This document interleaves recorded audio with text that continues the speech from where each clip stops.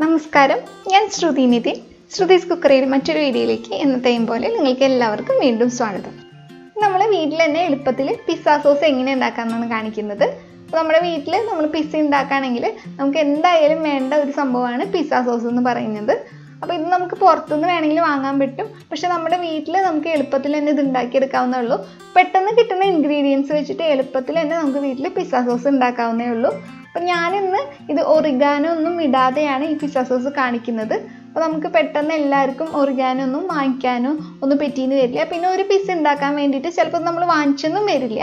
അപ്പോൾ അങ്ങനെയൊക്കെ ആകുമ്പോൾ അതില്ലാണ്ട് നമുക്ക് എളുപ്പത്തിൽ തന്നെ പിസ്സ സോസ് ഉണ്ടാക്കാവുന്നേ ഉള്ളൂ. ഇനിയിപ്പോൾ അഥവാ നിങ്ങളുടെ കയ്യിൽ ഇതുണ്ടെങ്കിൽ അത് നിങ്ങൾക്ക് ചേർക്കുകയാവാം. അപ്പോൾ നമുക്കിത് എങ്ങനെ ഉണ്ടാക്കാൻ നോക്കാം. ഈ സോസ് ഉണ്ടാക്കാനായിട്ട് നമുക്ക് ആദ്യം തന്നെ തക്കാളി നന്നായിട്ടൊന്ന് വേവിച്ചെടുക്കണം. അപ്പോൾ ഞാനിവിടെ ഒരു 3 തക്കാളിയാണ് എടുത്തിരിക്കുന്നത്. അത് ഇതുപോലെ കുറച്ച് വെള്ളം ഒഴിച്ചെടുത്തിട്ട് കുക്കറിൽ വേവിക്കാനായിട്ട് വെക്കാൻ പോവാണ്. അപ്പോൾ അതിന് മുന്നേ ഞാൻ തക്കാളിയുടെ ഈ സൈഡിലായിട്ട് ഇങ്ങനെ ഒരു എക്സ് എന്ന രീതിയിൽ വെട്ടി കൊടുത്തിട്ടുണ്ട്. അതെന്തിനാണെന്ന് വെച്ച് കഴിഞ്ഞാൽ നമ്മൾ തക്കാളി വേവിച്ചെടുത്തതിന് ശേഷം ഇതിൻ്റെ തോല് പെട്ടെന്ന് തന്നെ നമുക്ക് മാറ്റിയെടുക്കാൻ വേണ്ടിയിട്ടാണ് അങ്ങനെ ചെയ്യുന്നത്. അതല്ലെങ്കിൽ തക്കാളിയുടെ ഓരോ സൈഡിലും കത്തി വെച്ചിട്ട് ഓരോ വാരി ഇട്ട് കൊടുത്താലും മതി. അപ്പം അങ്ങനെ ആകുമ്പോഴും നമുക്ക് ഇത് വേവിച്ച് കഴിഞ്ഞതിന് ശേഷം തോല് പെട്ടെന്ന് മാറ്റിയെടുക്കാൻ പറ്റും. അതിനുശേഷം കുക്കർ നന്നായിട്ടൊന്ന് അടച്ചു കൊടുത്തതിന് ശേഷം ലോ ഫ്ലെയിമിൽ വെച്ചിട്ട് തക്കാളി ഒന്ന് വേവിച്ചെടുക്കാം. ലോ ഫ്ലെയിമിൽ വെച്ചിട്ട് ഒരു വിസിൽ വരുമ്പോൾ നമുക്ക് ഫ്ലെയിം ഓഫ് ചെയ്ത് കൊടുക്കാം. കുക്കർ ഓഫ് ചെയ്തതിന് ശേഷം ആ കുക്കറിലെ പ്രഷറൊക്കെ നന്നായിട്ട് മാറിയതിന് ശേഷം മാത്രം തുറന്നാൽ മതിയാവും.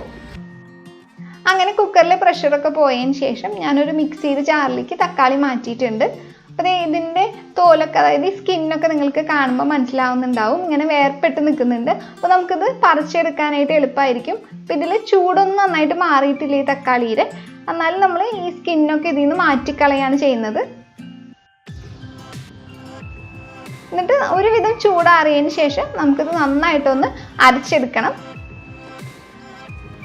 നമ്മൾ തോലൊക്കെ കളഞ്ഞ് മാറ്റി വെച്ചിട്ടുള്ള തക്കാളി നന്നായിട്ട് ചൂടാറിയതിന് ശേഷമാണ് നമുക്ക് അരച്ചെടുക്കാൻ പറ്റുള്ളൂ. അപ്പോൾ ചൂടാറുന്ന സമയം കൊണ്ട് നമുക്ക് ഇതിലേക്കായിട്ടുള്ള മറ്റു കാര്യങ്ങളൊക്കെ ഒന്ന് ചെയ്തെടുക്കാം. അപ്പോൾ അതിനായിട്ട് ഞാനൊരു പാൻ വെച്ചിട്ടുണ്ട്. പാൻ നന്നായിട്ട് ചൂടാകുമ്പോൾ ഒരു 2 ടേബിൾ സ്പൂൺ ഓയിലും കൂടി ഒന്ന് ചേർത്ത് കൊടുക്കാം. അപ്പോൾ ഓയിൽ എടുക്കുമ്പോൾ വെളിച്ചെണ്ണയൊന്നും എടുക്കണ്ട, അല്ലാതെയുള്ള മറ്റു ഓയിൽസൊക്കെ എടുത്താൽ മതിയാവും ഇതിലേക്കായിട്ട്. അപ്പോൾ വെളിച്ചെണ്ണയുടെ രുചി ഇതിന് സോസിലേക്ക് അധികം ചേരില്ല. അപ്പോൾ വെളിച്ചെണ്ണ എടുക്കാണ്ടിരിക്കാൻ നോക്കുക. അപ്പം ഞാനിപ്പോൾ ഒഴിച്ചിരിക്കുന്നത് റൈസ് ബ്രാൻ ഓയിലാണ്. അപ്പോൾ നിങ്ങൾക്ക് വേണമെങ്കിൽ സൺഫ്ലവർ ഓയിൽ അങ്ങനെ മറ്റുള്ള ഓയിൽസൊക്കെ ഉപയോഗിക്കാം. എന്നിട്ട് ഇതിലോട്ട് ഒരു 8-9 വെളുത്തുള്ളി ചെറുതായി അരിഞ്ഞത് ചേർത്ത് കൊടുക്കാം. എത്ര ചെറുതായി അരിയാൻ പറ്റുകയാണെങ്കിൽ അത്രയും നല്ലത്. കാരണം ഇതിൽ നമ്മൾ ഉണ്ടാക്കി കഴിയുമ്പോൾ ആ വെളുത്തുള്ളി നമുക്ക് കാണാൻ പറ്റാതിരിക്കുകയാണെങ്കിൽ അത്രയും ചെറുതായിട്ട് അരിയുക. അപ്പോൾ അത്രയും നല്ലതായിരിക്കും. എന്നിട്ട് ഈ വെളുത്തുള്ളി ചെറുതായിട്ടൊന്ന് വഴറ്റി കൊടുത്തുകൊണ്ടിരിക്കുക. അതിനുശേഷം വെളുത്തുള്ളിയുടെ നല്ലൊരു മണം വരുന്ന സമയത്ത് ഇതിലോട്ട് നമുക്ക് സവാള ചേർത്ത് കൊടുക്കാം. ഇതുപോലെ ചെറുതായിട്ട് കൊത്തി എരിഞ്ഞ് വെച്ചിട്ടുള്ള സവാള ഈ സമയത്തൊന്ന് ചേർത്ത് കൊടുക്കുക. എന്നിട്ട് സവാള നന്നായിട്ടൊന്ന് വഴറ്റിയെടുക്കുക.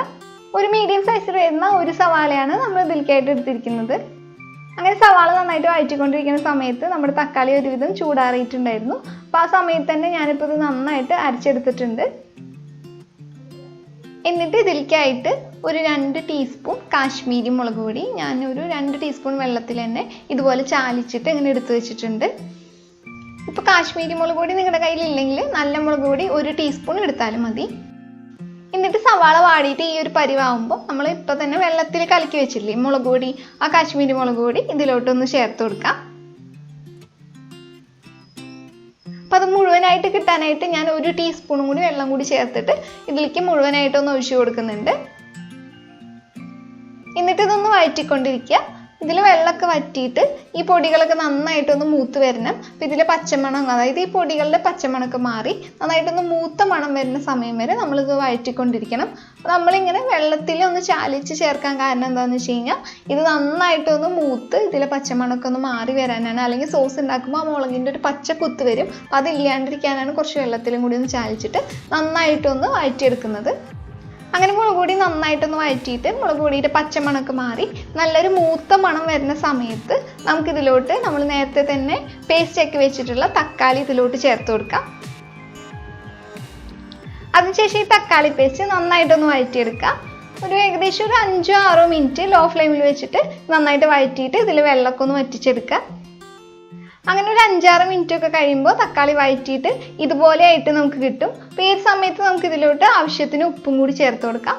ഉപ്പ് ആദ്യം ചേർക്കുമ്പോൾ കുറച്ച് ചേർത്ത് കൊടുത്താൽ മതി. ഉപ്പ് വേണമെങ്കിൽ നമുക്ക് നോക്കിയിട്ട് പിന്നീട് അതിലും ചേർത്ത് കൊടുക്കാം. എന്നിട്ട് ഇതിലോട്ട് 1 ടേബിൾ സ്പൂൺ പഞ്ചസാരയും കൂടി ഒന്ന് ചേർത്ത് കൊടുക്കുക. എന്നിട്ട് ഇതിലേക്ക് പുളിക്കായിട്ട് 1/2 ടേബിൾ സ്പൂൺ വിനാഗിരിയും കൂടി ഒന്ന് ചേർത്ത് കൊടുക്കുക. ഈ സമയത്ത് നിങ്ങളുടെ കയ്യിൽ ഒറിഗാനോ ഉണ്ടെങ്കിൽ 1 ടീസ്പൂൺ ഒന്ന് എടുത്തിട്ട് നന്നായിട്ടൊന്ന് തിരുമ്മിയതിന് ശേഷം ഇതിലേക്ക് ഈ സമയത്ത് ഒന്ന് ചേർത്ത് കൊടുക്കാവുന്നേ ഉള്ളൂ. ഞാൻ ആദ്യമേ പറഞ്ഞിരുന്നു നമ്മളിപ്പോൾ അതൊന്നും ഇല്ലാണ്ട് എളുപ്പത്തിൽ കിട്ടാവുന്ന ഇൻഗ്രീഡിയൻസ് വെച്ചിട്ടാണ് നമ്മൾ ഉണ്ടാക്കുന്നതെന്ന്. അതുകൊണ്ട് തന്നെ ഞാൻ ചേർത്ത് കൊടുക്കുന്നില്ല. ഈ സമയത്ത് നമുക്ക് ഇതിലോട്ട് ഒരു 2 ടേബിൾ സ്പൂൺ ടൊമാറ്റോ സോസും കൂടി ഒന്ന് ഇതിലോട്ട് ചേർത്ത് കൊടുക്കണം.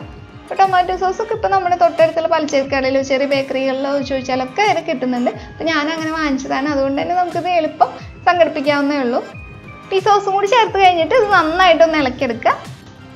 ഇനി നന്നായിട്ടൊന്ന് ഇളക്കി കൊടുത്തതിന് ശേഷം നമ്മളിതിൽ ഉപ്പും പുളിയും മധുരവും ഒക്കെ ഒന്ന് നോക്കുക. അപ്പോൾ നമുക്കറിയാമല്ലോ സോസിൽ മധുരവും പുളിയൊക്കെ ഉണ്ടായിരിക്കും. അപ്പോൾ അതുകൊണ്ട് തന്നെ നമ്മൾ ഈ സമയത്ത് ഇതൊക്കെ ഒന്ന് നോക്കുക. അപ്പോൾ നമ്മൾ പുളി എന്ന് പറഞ്ഞു കഴിഞ്ഞാൽ ഇതിൽ തക്കാളിയിലെ പുളിയും പിന്നെ വിനാഗിരിയും ഒക്കെ ചേർത്തിട്ടുള്ള ആ പുളിയാണ് ഉണ്ടാവുക.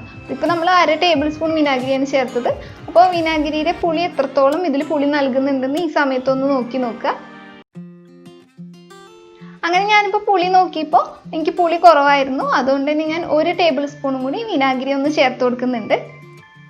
നിങ്ങളിതിൽ വിനാഗിരി ചേർത്ത് കൊടുക്കുമ്പോൾ ഇപ്പോൾ ഞാൻ ചേർത്ത അളവ് തന്നെ നിങ്ങൾക്ക് ചിലപ്പോൾ ചേർക്കേണ്ടി വരില്ല.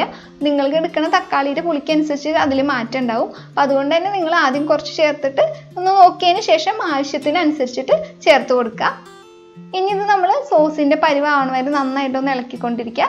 സോസിൻ്റെ പരിവായെന്ന് തോന്നുമ്പോൾ, അതായത് നമ്മൾ പരട്ടിയൊക്കെ എടുക്കില്ല, ആ ഒരു രീതിക്ക് ആയെന്ന് തോന്നുമ്പോൾ നമ്മളിത് നിർത്തിയാൽ മതി. അപ്പോൾ നമ്മൾ ഈ സമയത്ത് ഉപ്പൊക്കെ നോക്കാം. ഉപ്പ് വേണമെന്ന് വെച്ചാൽ ഈ സമയത്തൊക്കെ ചേർത്ത് കൊടുക്കാം. അപ്പോൾ നമ്മുടെ പിസ്സ സോസ് ഏകദേശമൊക്കെ റെഡി ആവാറായിട്ടുണ്ട്. അപ്പോൾ നിങ്ങൾക്ക് ഇതുവരെ വീഡിയോ ഒക്കെ കണ്ടിട്ട് ഇഷ്ടമായിട്ടുണ്ടെങ്കിൽ ഈ വീഡിയോയ്ക്ക് ലൈക്ക് ചെയ്യാനും അതുപോലെ തന്നെ നിങ്ങൾക്കിത് ഉപകാരപ്രദമാണെന്ന് തോന്നുന്നുണ്ടെങ്കിൽ ഉണ്ടാക്കി നോക്കിയിട്ട് ഇഷ്ടപ്പെടുകയാണെങ്കിൽ മാത്രം ഇത് മറ്റുള്ളവർക്കായിട്ട് കൂടി ഒന്ന് ഷെയർ ചെയ്യാനും മറക്കല്ലേ കേട്ടോ. അതുമാത്രമല്ല, നമ്മുടെ ചാനൽ നിങ്ങൾ ആദ്യമായിട്ടാണ് കാണുന്നത് വെച്ചാൽ ഇതൊരു സബ്സ്ക്രൈബ് ഒന്നും ചെയ്തിട്ടില്ലെങ്കിൽ നിങ്ങൾ വീഡിയോസൊക്കെ ഒന്ന് പോയി നോക്കാം കേട്ടോ. എന്നിട്ട് നിങ്ങൾക്ക് ഏതെങ്കിലും വീഡിയോസ് ഇഷ്ടപ്പെടുകയാണെങ്കിൽ അത് ഉണ്ടാക്കി നോക്കിയിട്ട് ഇഷ്ടപ്പെടുകയാണെങ്കിൽ ഒന്ന് സബ്സ്ക്രൈബ് ചെയ്യാനും ഒന്ന് സപ്പോർട്ട് ചെയ്യാനൊക്കെ മറക്കല്ലേ. ഇത് കുറേ നാളൊന്നും കേടാവാതെ ഇരിക്കില്ല. നമ്മളിത് പിന്നെ ഫ്രിഡ്ജിൽ സൂക്ഷിക്കും വേണം. അപ്പോൾ അതുകൊണ്ട് തന്നെ ഞാൻ അത് കുറച്ചളവിലാണ് ഉണ്ടാക്കിയിരിക്കുന്നത്. പിന്നെ ഇതിപ്പോൾ കാണുമ്പോൾ കുറച്ചുള്ളൂ തോന്നുമെങ്കിലും പോലും ഞാനിപ്പോൾ ഒരു 2 പിസ്സ ഉണ്ടാക്കാനായിട്ട് ഇപ്പോൾ ഇത് എടുത്തിട്ടുണ്ടായിരുന്നു. അത്യാവശ്യത്തിന് തന്നെ ഞാനിത് ആ സോസൊക്കെ പിസ്സയിൽ ചേർത്ത് കൊടുത്തിട്ടുണ്ടായിരുന്നു. അപ്പോൾ എന്നിട്ടും ഒരു 2 പിസ്സ ഉണ്ടാക്കാനായിട്ട് ബാക്കി ഇപ്പം എൻ്റെ കയ്യിലുണ്ട്. അപ്പോൾ അതുകൊണ്ട് തന്നെ ഇത് നമുക്കൊരു ആവശ്യത്തിനൊക്കെ ഉണ്ടാവും. പിന്നെ ഇത് ഉണ്ടാക്കാനായിട്ട് വലിയ പണിയൊന്നും ഇല്ലല്ലോ, പെട്ടെന്ന് നമുക്ക് ഉണ്ടാക്കിയെടുക്കാൻ പറ്റും. അതുകൊണ്ട് തന്നെ നമുക്കിത് ആവശ്യത്തിനാണെന്ന് തോന്നുമ്പോൾ നമുക്കിത് ഉണ്ടാക്കിയെടുക്കാവുന്നേ ഉള്ളൂ. അപ്പം അങ്ങനെ ഇപ്പോൾ ഇതൊരു സോസിൻ്റെ പരുവത്തിലായിട്ട് നമുക്ക് കിട്ടിയിട്ടുണ്ട്. അപ്പോൾ അത് അത്ര നല്ല കട്ടിയാവരുത്, നമ്മളൊരു ജാം പോലെയൊന്നും അങ്ങനെ ആക്കിയെടുക്കരുത് നമ്മൾ. അപ്പോൾ ഇതുപോലെയൊക്കെ ആകുമ്പോൾ ഞാൻ ഫ്ലെയിം ഓഫാക്കി കൊടുക്കുന്നുണ്ട്. അപ്പം അങ്ങനെ നമ്മുടെ പിസ്സ സോസ് ഇവിടെ റെഡി ആയിട്ടുണ്ട്. അപ്പോൾ പിസ്സ ഇഷ്ടമുള്ളവരാണ് നിങ്ങളെങ്കിൽ, കഴിക്കാൻ ഇഷ്ടമാണെങ്കിൽ നമ്മൾക്ക് വീട്ടിൽ തന്നെ ഉണ്ടാക്കാനായിട്ട് നിങ്ങൾ റെഡി ആയിട്ട് ഇരുന്നോളൂ. നമ്മുടെ അടുത്ത റെസിപ്പി എന്ന് പറയുന്നത് പിസ്സയാണ്. അപ്പോൾ എല്ലാവരും പിസ്സ ഉണ്ടാക്കാനായിട്ട് റെഡി ആയിട്ടിരിക്കുക, പിസ്സ സോസ് ഉണ്ടാക്കി വെച്ചിരിക്കുക. നമ്മുടെ അടുത്ത നല്ല കിടിലൻ പിസ്സയായിട്ട് ഞാൻ വരുന്നതായിരിക്കും. അപ്പോൾ അതുവരെ നിങ്ങളെല്ലാവരും നല്ല ഭക്ഷണമൊക്കെ കഴിച്ച് ഹെൽത്തി ആയിട്ടും സന്തോഷമായിട്ടും തന്നെ ഇരിക്കുക. അപ്പോൾ വീണ്ടും കാണുന്നവരെ നമ്മുടെ നല്ല റെസിപ്പികളൊക്കെ കണ്ടുകൊണ്ടിരിക്കുക. അതുവരെ ബായ്.